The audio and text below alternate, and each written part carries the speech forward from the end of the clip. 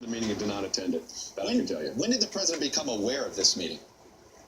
Well, the president said he became aware of it very recently, right before this came out. I mean, I think the point that he's making, Christine, is there is nothing here that we've seen so far factually, unequivocally, that ties the president to any of this. Does he have a point? Well, not necessarily, because if you look at how all of this started, clearly the Trump White House knew something was happening right before the public knew, because they hired Don Jr., a lawyer.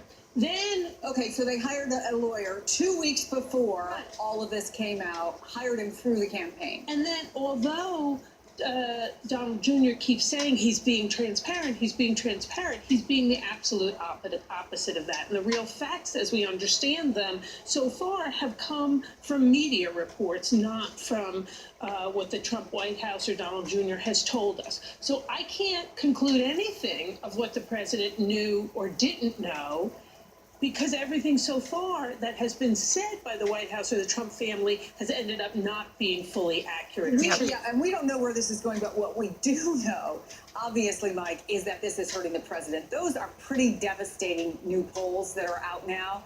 And then he tweets, approval rating is actually pretty good, considering.